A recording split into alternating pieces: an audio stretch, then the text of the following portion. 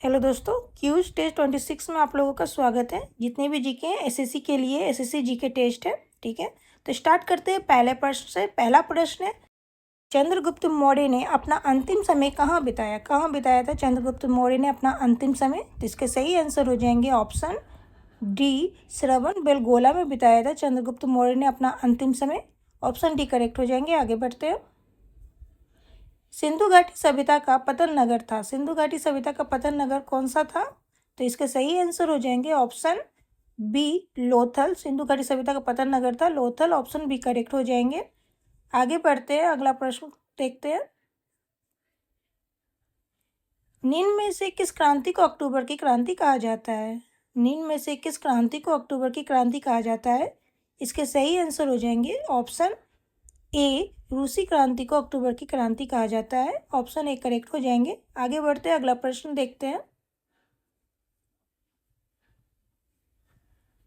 प्रथम विश्व युद्ध के दौरान ध्रुवीय राष्ट्रों का नेतृत्व किसने किया?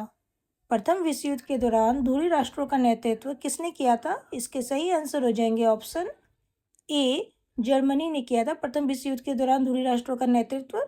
ऑप्शन ए करेक्ट हो जाएंगे। आगे बढ़ते हैं, अगला प्रश्न देख।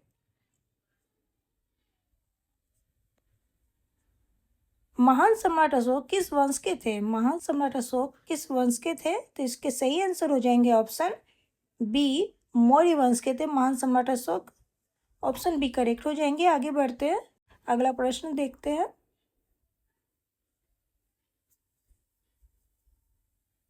गुप्त वंश ने लगभग कितने वर्षों तक शासन किया? गुप्त वंश ने लगभग कितने वर्षों तक शासन किया था? इसके सही आंसर हो जाएंगे ऑप्शन ए, 300 वर्ष तक शासन किया था गुप्त वंश ने। ऑप्शन ए करेक्ट हो जाएंगे। आगे बढ़ते हैं, अगला प्रश्न देखते हैं। कैलोरी की मापन इकाई है। कैलोरी की मापन इकाई क्या है? तो इसके सही आंसर हो जाएंगे कैलोरी की मापन इकाई है ऊष्मा। ऑप्शन ए करेक्ट हो जाएंगे। आगे बढ़ते हैं, अगला प्रश्न देखते हैं। अगला प्रश्न है, ऊष्मा की सबसे अच्छी चालक कौन सी धातु है? ऊष्मा की सबसे अच्छी चालक कौन सी धातु है?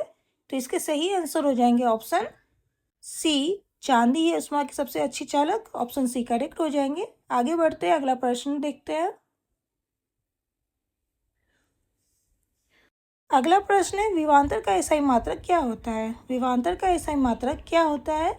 इसके सही आंसर हो जाएंगे ऑप्शन डी, वोल्ट होता है विभवांतर का एसआई मात्रक। आगे बढ़ते हैं, अगले प्रश्न पे आते हैं।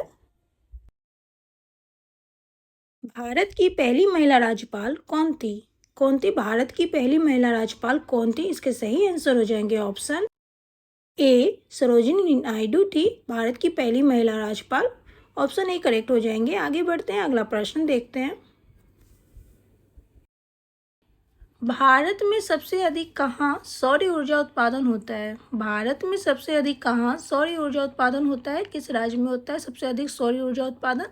तो इसके सही आंसर हो जाएंगे ऑप्शन ए, राजस्थान में होता है। आगे बढ़ते हैं, अगला प्रश्न देखते हैं।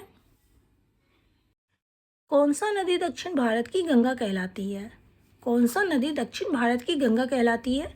इसके सही आंसर हो जाएंगे ऑप्शन सी, गोदावरी दक्षिण भारत की गंगा कहलाती है। ऑप्शन सी करेक्ट हो जाएंगे। आगे बढ़ते हैं, अगला प्रश्न देखते हैं। अगला प्रश्न है, भारत का बोस्टन किसे कहा जाता है? भारत का बोस्टन किसे कहा जाता है? इसके सही आंसर हो जाएंगे ऑप्शन बी, अहमदाबाद को कहा जाता है भारत का बोस्टन। ऑप्शन बी इसमें करेक्ट हो जाएंगे। आगे बढ़ते हैं, अगला प्रश्न देखते हैं। भारतीय वनस्पतिक सर्वेक्षण का मुख्यालय कहाँ स्थित है? भारतीय वनस्पति सर्वेक्षण का मुख्यालय कहाँ स्थित है? इसके सही आंसर हो जाएंगे ऑप्शन बी, लखनऊ में स्थित है। आगे बढ़ते हैं, अगले प्रश्न पे आते हैं। भारत और चीन के बीच कौन सी सीमा निर्धारण करने का कार्य करती है? भारत और चीन के बीच कौन सी रेखा सीमा निर्धारण करने का कार्य करती है? इसके सही आंसर हो जाएंगे ऑप्शन सी, मैकमोहन रेखा भारत और चीन के बीच सीमा निर्धारण करने का कार्य करती है। ऑप्शन सी करेक्ट हो जाएंगे। आगे बढ़ते हैं, अगला प्रश्न देखते हैं। भारत की सबसे लंबी स्थलीय सीमा किस देश के साथ है?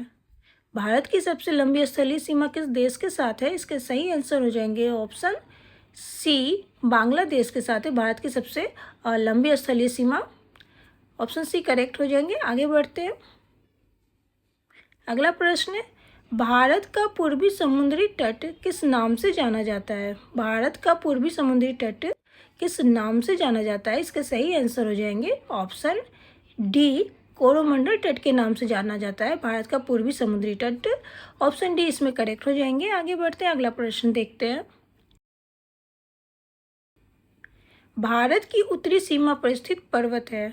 भारत की उत्तरी सीमा पर स्थित कौन सी पर्वत है? तो इसके सही आंसर हो जाएंगे ऑप्शन बी, हिमालय है। आगे बढ़ते हैं, अगला प्रश्न देखते हैं। अगला प्रश्न है, निम्न में से किस महाद्वीप में सबसे अधिक देश है? निम्न में से किस महाद्वीप में सबसे अधिक देश है? इसके सही आंसर हो जाएंगे ऑप्शन सी, अफ्रीका में सबसे अधिक देश है। ओके, आगे बढ़ते हैं, अगला प्रश्न देखते हैं।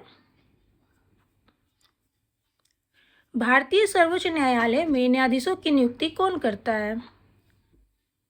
इसके सही आंसर हो जाएंगे, भारतीय सर्वोच्च न्यायालय में न्यायाधीशों की नियुक्ति कौन करता है? इसके सही आंसर है राष्ट्रपति करते हैं। ऑप्शन बी करेक्ट हो जाएंगे। आगे बढ़ते हैं, अगला प्रश्न देखते हैं। अगला प्रश्न है, पृथ्वी दिवस कब मनाया जाता है? पृथ्वी दिवस कब मनाया जाता है? इसके सही आंसर हो जाएंगे ऑप्शन बी, 22 अप्रैल को मनाया जाता है पृथ्वी दिवस। ऑप्शन बी इसमें करेक्ट हो जाएंगे। आगे बढ़ते हैं, अगला प्रश्न को देखते हैं। अगला प्रश्न है, ओलंपिक खेलों की शुरुआत किस वर्ष हुई? ओलंपिक खेलों की शुरुआत किस वर्ष हुई थी?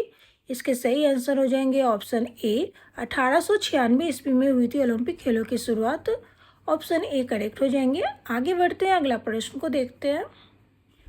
अगला प्रश्न है, भारत में सर्वाधिक चावल उत्पादन करने वाला राज्य कौन सा है?